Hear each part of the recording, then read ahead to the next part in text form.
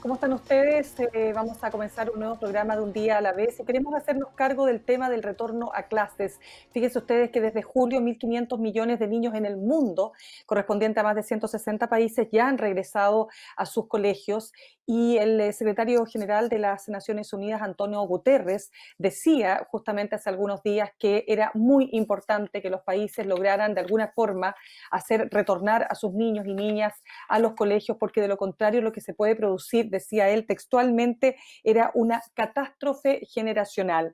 Él ha dicho que se podría desperdiciar un potencial humano incalculable, minar décadas de progreso y exacerbar las desigualdades arraigadas. Sin embargo, este tema no es fácil y cada país ha tenido distintas formas de generar justamente el retorno seguro de niños, niñas y adolescentes en distintos lugares del planeta. ¿Qué pasa en nuestro país? ¿Estamos realmente preparados para poder volver gradualmente a clases en Chile ahora, antes de terminar este 2020? Bueno, de eso queremos conversar esta tarde y para eso les voy a presentar a nuestro panel a la doctora Amanda Céspedes. Ella es neuropsiquiatra infanto-juvenil y además presidenta de la Fundación Educacional. Eh, Amanda, ¿qué tal? Amanda, ¿cómo está usted? Muy buenas tardes y muchas gracias por estar con nosotros. Estar en este programa, Mirna, un gusto y compartir con estos insignes invitados. Muchas gracias. Y también estamos en esta tarde con Ricardo Valenzuela. Él es presidente de la Coordinadora de Padres y Apoderados de Establecimientos Municipales, que representa más de 125 colegios. Así que, Ricardo, también muchas gracias por estar con nosotros esta tarde. Ahí tenemos que Muchas generar, gracias. parece que está, ahí sí, Sí, estaba sin sí. el sonido, pero ahora te escuchamos. Bien, pues Muchas vamos a gracias por partir. la invitación. De todas maneras, y vamos a estar, como les digo, tratando de resolver muchas preguntas, muchas dudas que todos tienen, probablemente ustedes también a esta hora que nos están viendo, preguntas que pueden justamente responder nuestros invitados. Doctora Céspedes, yo quiero partir con usted porque usted había dicho en alguna oportunidad, me tocó entrevistarla, que los docentes no pueden trabajar de lunes a viernes en casa, que los profesores necesitan un receso, que la enseñanza remota es 3 veces más exigente que la enseñanza y el aprendizaje presencial.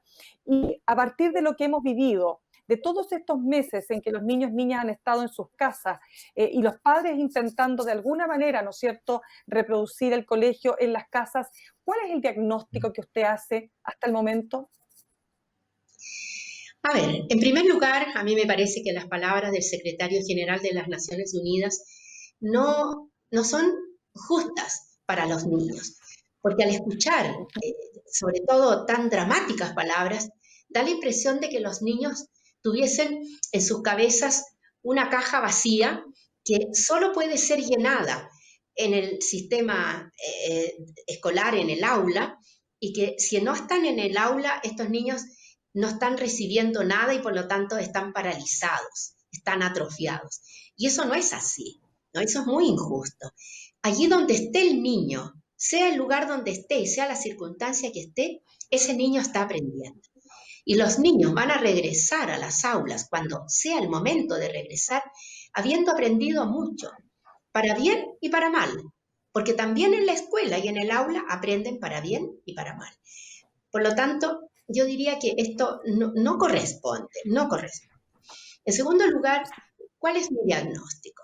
Diría que esta situación solo ha logrado poner en evidencia las profundas desigualdades que existen en el sistema educacional chileno. Tenemos niños que van a colegios privados con una excelente calidad educativa y esos niños no han perdido prácticamente nada. Se han cansado mucho, ellos y los docentes, porque la educación a distancia es muy agotadora, pero no han perdido y han seguido aprendiendo mucho en casa también, porque pertenecen a familias en las cuales se conversa, en las cuales se discute, en las cuales se ven películas, en fin, es decir, hay un enriquecimiento cognitivo. Pero también hay niños que se han quedado en casa, que no han tenido esto, pero que tampoco estaban recibiendo una educación de calidad antes de la pandemia, ¿no? conclusión, yo diría que esto ha servido para poner el énfasis en que la educación chilena es muy inequitativa, es muy desigual y muy especialmente que tenemos que hacer algo para cambiarlo, ¿no? Tenemos que hacer algo para cambiar la educación. Este es el momento ideal para repensar la educación, los objetivos de la educación y los cambios que tenemos que hacer. Perfecto. Ricardo, te doy la palabra para que nos ayudes también desde el punto de vista de los padres y madres. Lo primero, yo tengo entendido que ustedes como agrupación están en contra de que se retomen las clases este año. ¿Es así, no? Correcto. Eso es exacto. Nosotros estamos en contra que retomar las clases este año presenciales. Ahora bien, permíteme corregir dos cosas. Sí, por Soy favor, el por favor. vicepresidente de una coordinadora de padres y no es de colegio municipal, es una coordinadora de padres y apoderados. Ahora bien, Perfecto. dentro de este escenario, para nosotros como apoderados de múltiples colegios, tanto particulares como estatales, como municipales, hemos visto en este proceso de pandemia que las plataformas de educación a distancia ha mostrado y ha evidenciado lo crudento que de las diferencias sociales que tiene el método de aprendizaje que tienen los niños en Chile. Teniendo una matrícula cerca del 1.300.000 estudiantes que participan de los colegios municipales estatales y un porcentaje sobre el 56% de niños que participan de colegios particulares subvencionados, nuevamente el sistema castiga a los niños de los colegios municipales y los colegios estatales. Más allá de los esfuerzos que puede haber hecho el ministerio, nosotros reconocemos que hay plataformas que han entregado, pero de la puerta de la casa para adentro, de los que tienen casa, hay una cantidad de cortapisos que pueden tener los niños para poder estudiar que son gigantescos en comparación con los niños de colegios particulares subvencionados. Nos está demostrando que los niños no están en la misma cancha para poder jugar, y eso hace que los niños no puedan recibir los contenidos de la mejor forma. Más allá del esfuerzo de los Pero por profesores, eso, más allá... sí, Ricardo, es que te interrumpo justamente para preguntarte si eso no es una razón para que efectivamente, tomando todas las medidas de precaución, de protección, de seguridad, los niños y niñas vuelvan a clase. La verdad, este año para nosotros es un tema súper sencillo, súper delicado. Nosotros no hemos podido participar de ninguna mesa técnica con el Ministerio de Educación donde podamos plantear desde el sector de las comunidades educativas una forma que a nosotros, como padres de los niños, o a los profesores o a los asistentes de la educación, miembros de las comunidades educativas, nos den la seguridad de que no se van a contagiar ni los niños, ni los profesores o alguien. Solo un ejemplo súper sencillo que nosotros se los planteamos a los sostenedores de los colegios particulares subvencionados. O sea, ¿qué hacemos con una fila de 300 niños en la calle a la entrada y 300 niños en la calle a la salida, que son colegios pequeños? Imagínate colegios municipales que tienen 1.200 alumnos. ¿Cómo lo haces? ¿Cómo haces que los niños no se toquen? ¿Cómo haces que los niños no tengan ese contacto? Si los colegios a duras penas tenían baños decentes en algunos sectores. Entonces, ¿vamos a tener los insumos necesarios? No con los 3,5 millones de mascarillas que tiene el ministerio ofreciendo hace una cantidad de tiempo va a solucionar el problema del recontagio. Entonces, es por eso que nosotros planteamos, sí, preferimos perder el año y no perder los niños. La vida es primero. Eso es un tema que para nosotros es súper claro. Ya, entonces volviendo, doctora Céspedes, a lo que hablábamos al comienzo, porque esto ha generado mucho cambio, ha generado lo que también se ha visto, ¿no? Al principio parecía incluso para muchos niños y niñas era como una aventura estar en la casa estudiando con la mamá y el papá, en el mejor de los casos, por cierto, cuando la mamá y el papá efectivamente están presentes y pueden ayudar a los niños en estas tareas. Pero la pregunta es, ¿qué efectos ha tenido esto? ¿Qué es lo que usted ha podido observar? Tanto en lo que tiene que ver con los niños como con los mismos padres. Claro. Bueno, los efectos han sido fundamentalmente emocionales, ¿no? Y han sido efectos emocionales que no son consecuencia directa de la ausencia de las aulas, sino que son consecuencia directa de lo que ha significado el encierro, de lo que ha significado privar a los niños de la esencia de lo que es para ellos el bienestar emocional, ¿no? El bienestar emocional de los niños depende del poder jugar, del poder estar al aire libre, del poder compartir, del poder reír, del poder moverse, del poder estar constantemente activando esa mente imaginativa que tienen los niños. Y eso no lo han podido hacer. Y esa es la consecuencia peor que ha tenido esta situación para ellos. A mí me parece que se exagera cuando se pone el énfasis de que, en que los niños se están perdiendo en lo académico, ¿no? Si los niños después van a poder volver a ver muchos contenidos, aparte de que los contenidos van a tener que priorizarse, van a tener que aprenderse de manera diferente. No hay una pérdida real en eso, ¿no? No se puede pensar de manera lineal, no se puede pensar de manera matemática. No les dimos el vacío que van a tener. No es así.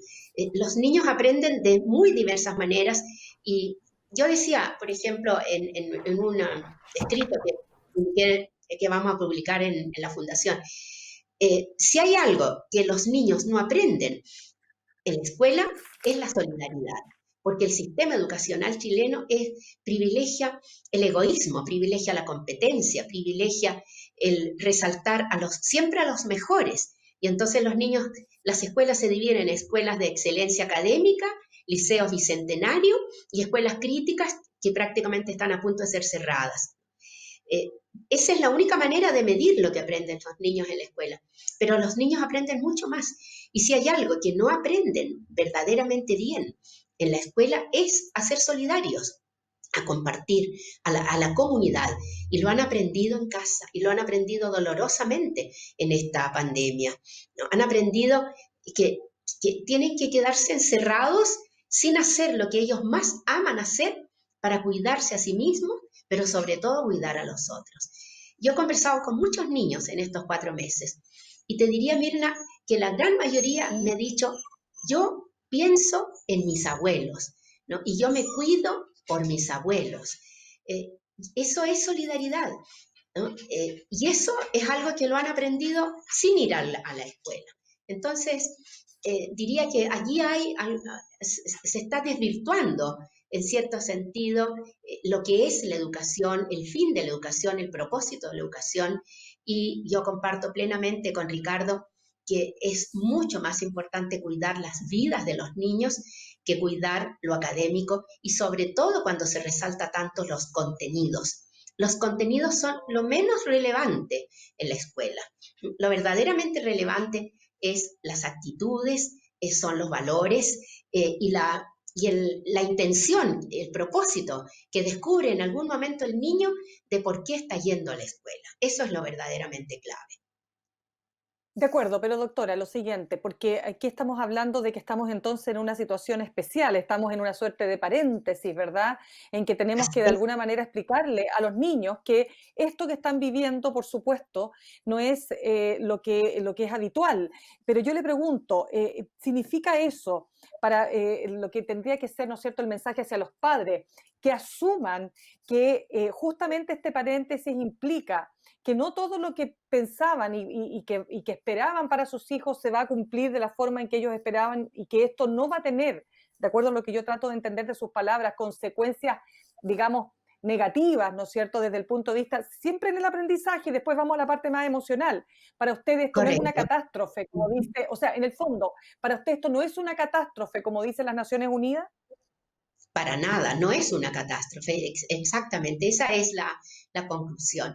No, los niños han ganado y han perdido, como todos, en esta situación, en estos tremendos, terribles 4 meses. Pero no es la catástrofe de la pérdida de un potencial, generaciones, dice el secretario, se van a perder generaciones de un potencial intelectual dilapidado. No, no es así, eso es no conocer a los niños, no conocer sus mentes, no conocer sus cerebros.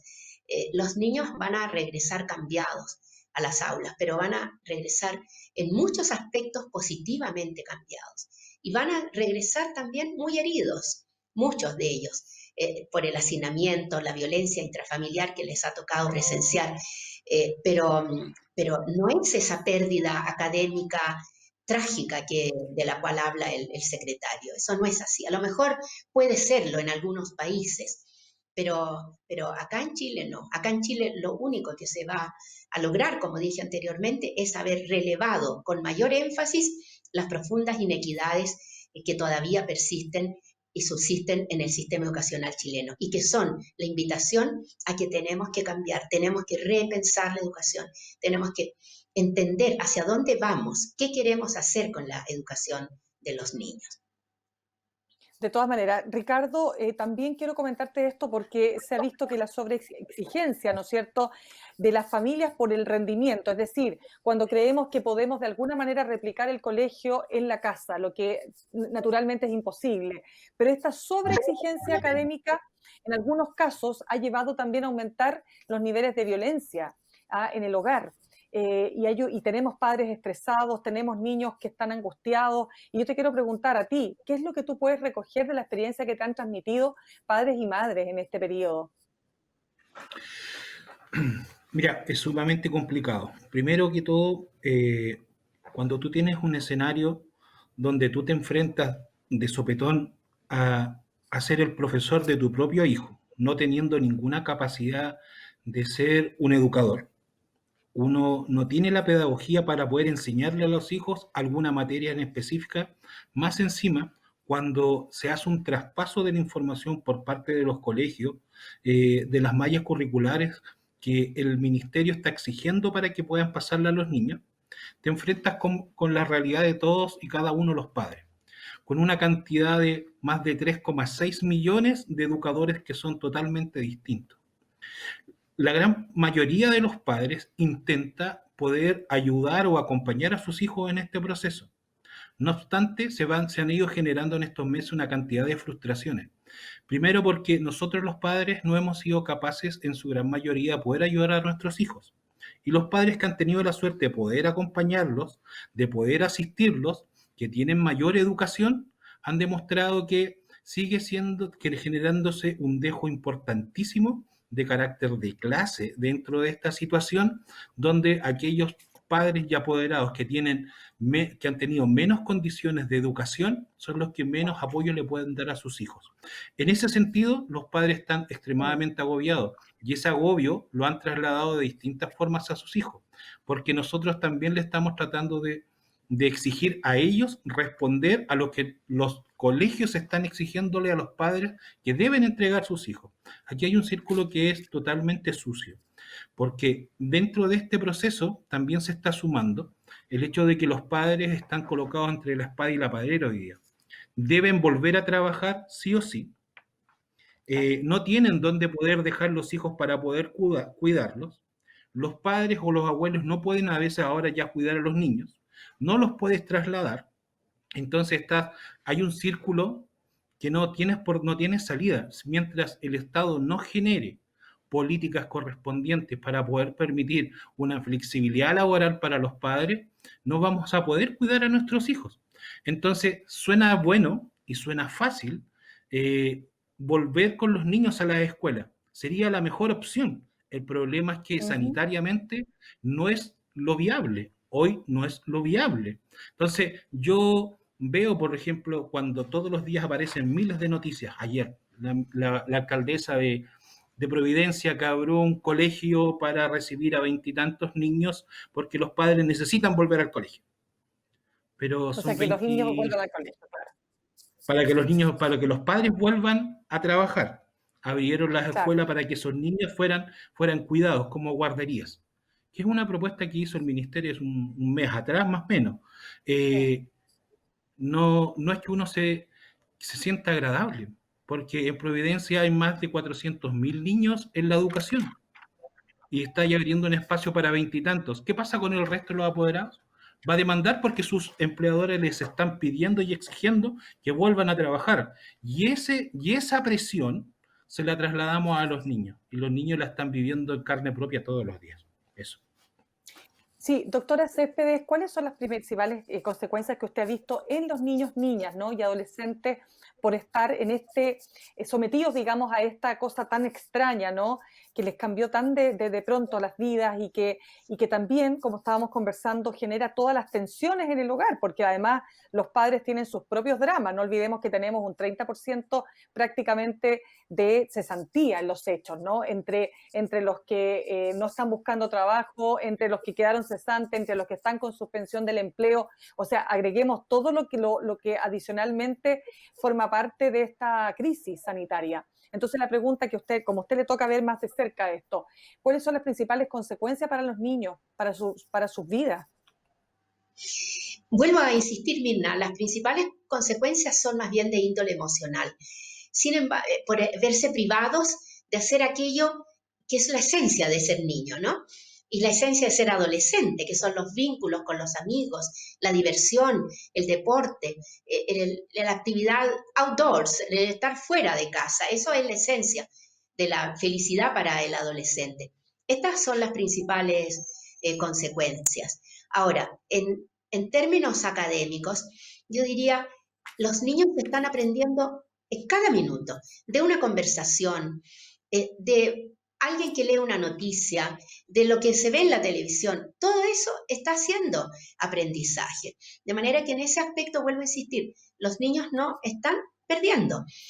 Por supuesto que hay tremendas diferencias sociales y siempre los perdedores son aquellos más vulnerables desde el punto de vista social. Sin duda alguna que ellos, pudiéramos decir que además están teniendo falencias. Les pongo un ejemplo. Un chico, una chica que está bien preparado académicamente, los primeros 4 años de escolaridad, de quinto en adelante, es un chico que puede aprender solo. Es lo que en educación llamamos el aprendizaje autogestionado.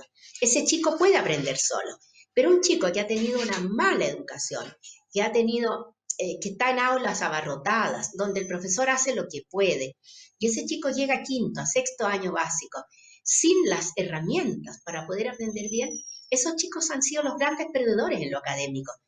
¿Qué han hecho? Si algunos tienen la posibilidad de conectarse con un computador, mientras el profesor habla en el Zoom, ellos están con la cámara apagada, el micrófono apagado, jugando videojuegos. ¿Por qué? Porque no entienden lo que el profesor está explicando.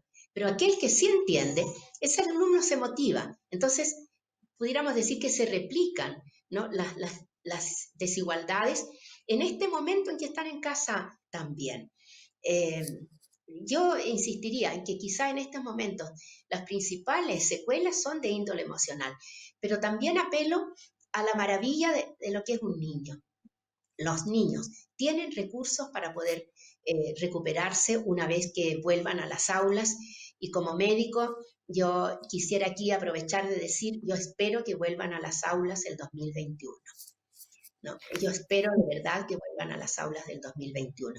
Y si van a volver este año, que sea muy gradual y que se haga pensando primero en el niño, no en el currículo, no en el trabajo de los padres, no en la economía del país, primero en los niños.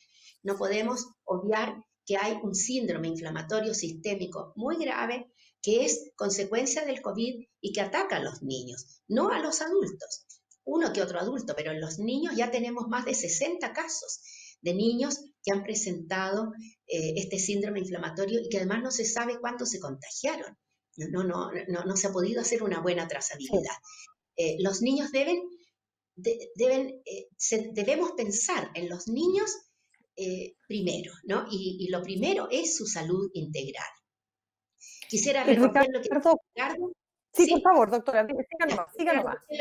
Ricardo, en algún momento, los padres no somos educadores. Ricardo, sí somos educadores. Todos los adultos somos educadores de los niños, pero somos educadores emocionales, ¿no? No somos docentes, instructores de lo académico. En eso probablemente no sabemos hacerlo, salvo honrosas minorías. Pero sí somos educadores 24 horas, 7 días a la semana, y somos educadores emocionales. Y en eso, en esta pandemia, los adultos tenemos muchísimo que haber aprendido, ¿no? Hemos sido buenos o malos educadores, pero estamos educando a nuestros niños en el encierro día a día, minuto a minuto.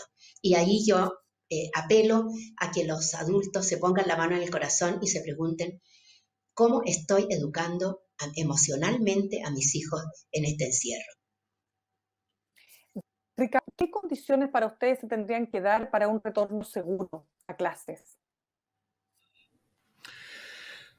Difícil la situación. Mira, hoy día con una trazabilidad que se ha estancado dentro del país entero, donde los medios de transporte, los cuales los niños van a tener que utilizar para llegar a sus establecimientos, van a estar abarrotados porque ya están abarrotados de trabajadores que van en el transporte público, donde no hay posibilidades de separar en salas que son abarrotadas con 38 a 40 y fracción niños por sala.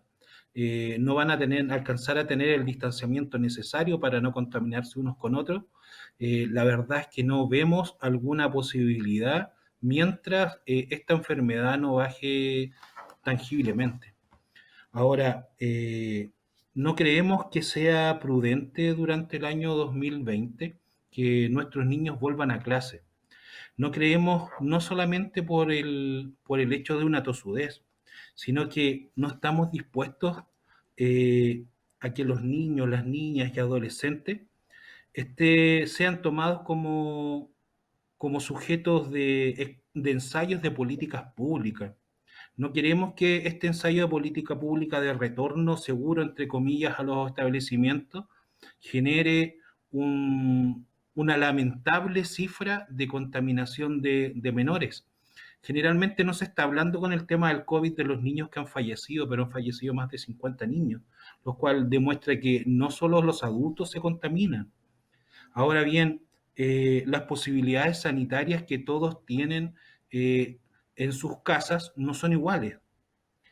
Lo que hace es que cuando los niños retornen a sus hogares, las transmisiones puedan ser mayores. Entonces, nosotros queremos lo siguiente en este proceso. Nosotros sabemos que el ministerio necesita hacer que los niños vuelvan a clases porque los negocios de los colegios particulares subvencionados y las matrículas de los liceos públicos necesitan tener presencia para poder hacer las transferencias de fondos.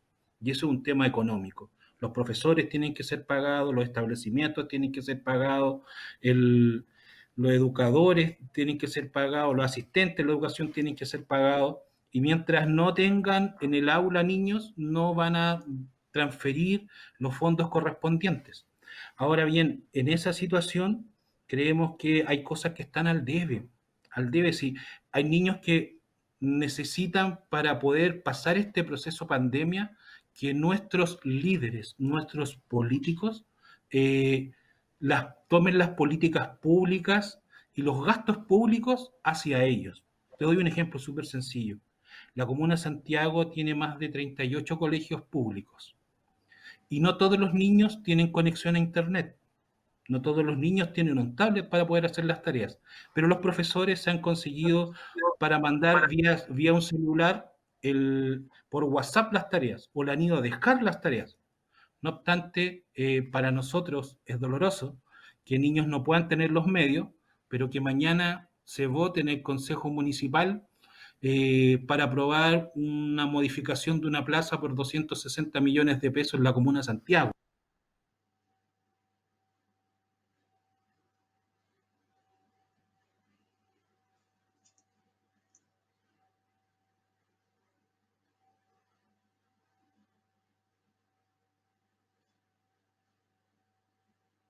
Ricardo, doctora Céspedes, ¿me escucha usted? No, no escucho a Ricardo. A usted le escucho. No escucha a Ricardo, ya. Sí, es que perdimos a Ricardo un ratito. Ricardo, te perdimos un ratito, pero voy a pasar con la doctora Céspedes porque te perdimos un ratito en el audio. Solo para, doctora Céspedes, porque ya queremos ir recapitulando con elementos súper importantes que desde el punto de vista suyo se requieren para este retorno seguro, ¿no? Y para este retorno, porque además quiero después vincularlo con lo que usted había dicho. Usted había dicho lo importante, doctora Céspedes, que es repensar la educación, pero vamos primero por los elementos clave que para usted tienen que estar en este retorno seguro. Correcto. A ver, voy a hablar desde mi especialidad, ¿no? Yo trabajo en el ámbito de las neurociencias aplicadas a la educación. Y aquí quiero enfatizar algo que quizás no todo el mundo lo sabe. Nuestro cerebro social funciona de manera automática, ¿no? Y eso significa que si vamos a tener que tomar 10 medidas de precaución sanitaria cuando ya estemos en desconfinamiento, 10 medidas de precaución sanitaria todos los días, vamos a transgredir 9, porque nuestro cerebro social funciona automáticamente y no está acostumbrado a estas medidas. Y tiene que ser el cerebro reflexivo, ¿no? Nuestro hemisferio izquierdo, que se preocupa de tomar decisiones, el que le va a tener que estar diciendo permanentemente al cerebro derecho, el cerebro social, que tiene que cumplir con las restricciones. Y esto va a ser particularmente intenso en los niños, ¿no? El adulto, a lo mejor la docente, el docente en el aula va a estar muy pendiente de estas medidas restrictivas, pero los niños no, porque los niños tienden a acercarse, a la interacción es muy importante en ellos. Por lo tanto, ¿qué va a pasar? Y acá a lo mejor voy a ser bien dramática, pero voy a decir lo siguiente. Los adultos van a contagiar a los niños y los niños van a pagar el precio de tener que estar constantemente reprendidos porque no cumplen con las medidas sanitarias que se ha establecido.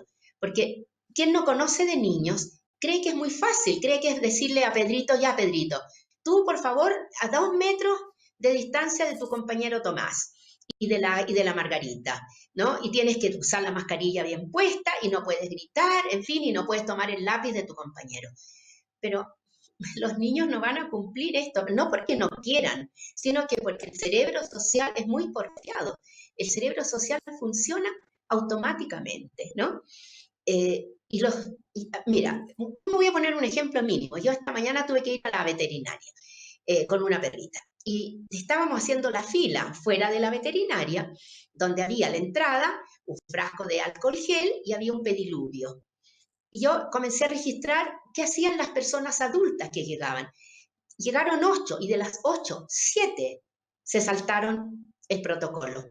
Una iba sin mascarilla, entró y no tomó ninguna medida de precaución.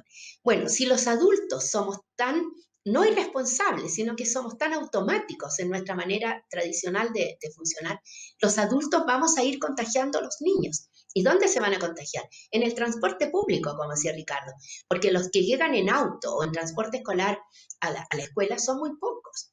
La gran mayoría se traslada en el metro, se traslada en el Transantiago y allí se van a contagiar, ¿no? Y van a contagiar a los otros y además los vamos a retar porque no son suficientemente como cuidadosos en tomar las medidas sanitarias. Por eso yo digo que vuelvan cuando las cosas ya estén mejor.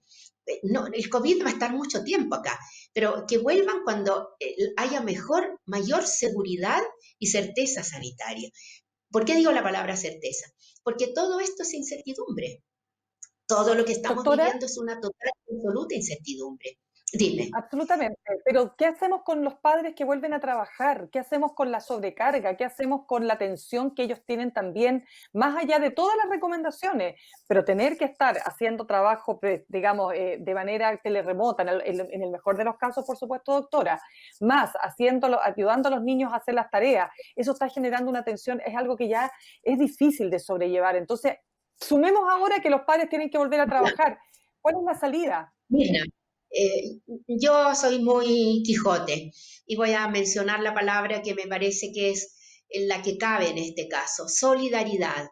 Solidaridad y al mismo tiempo aceptar que estamos cambiando, ¿no? Yo veía al inicio, ¿no? El mundo cambió con la pandemia, pero el mundo somos nosotros y tenemos que preguntarnos, ¿verdaderamente estamos cambiados? Verdaderamente estamos cambiados cuando se abre una tienda H&M y está abarrotada de mujeres jóvenes comprando prendas que no necesitan, ¿no? Que no necesitan.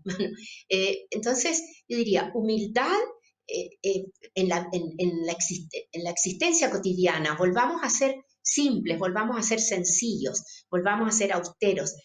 La pandemia nos ha enseñado a ser austeros, mantengámonos austeros. Y solidaridad. Yo conozco familias que tienen muchos recursos, que mandaron a la nana a la casa y se negaron a pagarle. Se negaron a pagarle porque para eso iba a estar en su casa. Si no va a trabajar, no va a trabajar, ¿para qué le pago? Bueno, si yo le pago a la nana, aunque esté en la casa, esa nana puede estar con sus niños y puede estar tranquila. Entonces, no volvamos a ser lo que éramos antes, no volvamos al consumismo desenfrenado, no volvamos a las grandes tiendas, a construir grandes malls, volvamos a lo pequeño, a lo sencillo, volvamos a lo local, al negocito. Los negocitos de la esquina han funcionado maravillosamente bien, mantengámoslos. Y eso significa entonces que quizás no vamos a tener que correr tanto para mantener una economía que nos ha hecho mucho daño. Yo diría, Mirna, y soy muy Quijote, pero lo pienso así, solidaridad, eh, eh, pensar en el otro como una gran familia. ¿No? Somos una gran familia, nos necesitamos los unos a los otros. Interdependencia, somos dependientes los unos de los otros. Pero cuando hay alguien que lo único que quiere es volver a echar a andar su negocio a gran escala, a parar las finanzas personales y da sueldos de miseria, yo siento que la pandemia no nos enseñó nada, no nos enseñó nada, lamentablemente. Ricardo, ¿qué le piden ustedes hoy día al Ministerio de Educación?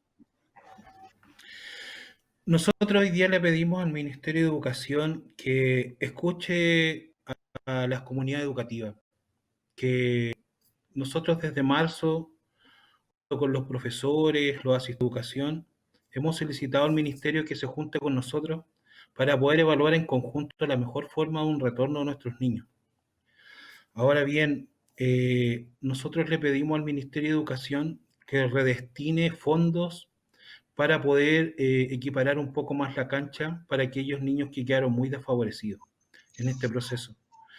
Lo que ha desnudado esta pandemia no es solo, no solo es la precariedad, sino que lo deshumano que pueden llegar a ser algunas personas al no interesarse por lo que le pasa a los demás.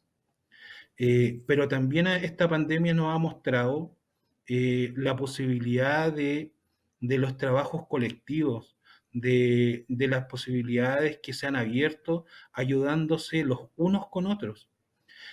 Nosotros estamos claros que hay niños que se puede hacer y hay padres que se les puede hacer muy difícil que sus hijos hoy día estudien por internet, porque están preocupados de poder resolver el tema básico de la alimentación. Nosotros no le podemos estar pidiendo a una gran cantidad de niños que puedan tener una mayor atención si es que sabemos que viven 3, 4 niños en una pura habitación, donde el único espacio común para poder estudiar es la mesa del comedor, y en esa mesa del comedor, al mismo tiempo que él tiene que hacer sus tareas, sus hermanos hacen las de ellos o están comiendo. Entonces, en esta cruda realidad que hoy día tenemos, a nosotros nos gustaría que se redestinaran fondos, de manera urgente, que no se gasten fondos en cosas que son innecesarias, en modificaciones de plaza. Hoy día no es necesario modificar la Plaza Carabinero aquí en Santiago y gastar 260 millones. Sí podríamos pescar esos 60 millones de pesos y entregarle internet a cientos y hasta miles de estudiantes que no lo tienen. Entonces, aquí hay temas que son para nosotros sumamente importantes. Nosotros primero pedimos una apertura al diálogo que sea importante, que nos escuchen, pero que no sean mesas sordas, que vean que nosotros estamos discutiendo por nuestros niños, no necesariamente los dirigentes. Nosotros queremos que escuchen a las comunidades educativas, conversar con sus directores, que ellos son los representantes de direcciones de educaciones municipales, o con los directores de los colegios particulares subvencionados, y tomar decisiones. El día de antes de ayer, una apoderada de Concepción me decía: ¿cómo vamos a permitir nosotros que vuelvan nuestros hijos a clase si nuestra escuela tiene al lado el hospital y dos casas más allá está el registro civil, donde lo que más hay es colas de personas que probablemente estén infectadas? ¿Con qué seguridad mandamos a nuestros hijos al colegio? O sea, ¿cómo nos piden que retornemos? Y ese es un punto que son importantes. Tenemos miedos, y miedos que se pueden resolver. Nosotros creemos que el estar permanente bombardeándonos con que hay que volver a clases, que los niños tienen que terminar este año de manera presencial, es agobiante tanto para los niños como para nosotros los apoderados. Es sumamente agobiante que a pesar de que del Parlamento saliera un protocolo para un retorno seguro donde quedan muchas cosas sumamente ambiguas, desde el Ministerio de Educación insistan y reiteren permanentemente que si pueden ir a votar, los niños también pueden ir al colegio. Entonces, esas opiniones que a veces son destempladas, que son desmedidas, a los padres les generan angustia. Porque, ¿y si yo no lo mando? ¿Y si mi hijo repite? ¿Qué importa que pierdan un año? Si un año de educación se puede recuperar. Y si el Ministerio de Educación no nos dice eso, no nos da esa seguridad, nosotros pensamos que es más importante el negocio de la educación, que no es ni pública, el negocio de la educación privada, el negocio de la educación particular subvencionada, que la vida de nuestros propios niños. Y nos Perfecto. duele porque sabemos que tenemos un Estado. Que Sí, tenemos un maneras, Estado que es solo garante, ¿no? Doctora Céspedes, vamos cerrando. Quisiera preguntarle a propósito de esta nueva etapa, ¿no es cierto?, que se viene con este desconfinamiento paulatino y con esto que usted ha señalado, ¿no es cierto?, esta esperanza que usted ha puesto en que efectivamente el 2021, comenzando, quiero decir, el 2021 se pueda realmente retomar las clases presenciales. ¿Qué cambios diría usted que hay que hacer justamente en la educación, aprovechando lo que ha pasado con esta suerte de paréntesis? Correcto. Muchos cambios, muchos cambios. Partiría diciendo que tenemos que abolir la educación tradicional, como se ha pensado la educación a lo largo de 3 o 4 décadas en el último tiempo. Esta educación centrada en el éxito académico, esta educación centrada en la medición de los resultados académicos a través de pruebas estandarizadas, en este sinsentido de estandarizar y de homogeneizar, hablando de inclusión, ¿no?, que es casi una estafa, ¿no?, hablar de inclusión y al mismo tiempo medir que todos los niños debieran responder de la misma manera. Yo diría, tenemos que tratar de modificar poco a poco la educación tradicional, abrirnos a nuevas formas de educar para este siglo, porque estos niños van a vivir hasta fines de este siglo, ¿no? Van a atravesar todo el siglo, les va a tocar vivir muchas situaciones muy desafiantes. Preguntarnos entonces, ¿qué es lo que queremos que los niños aprendan?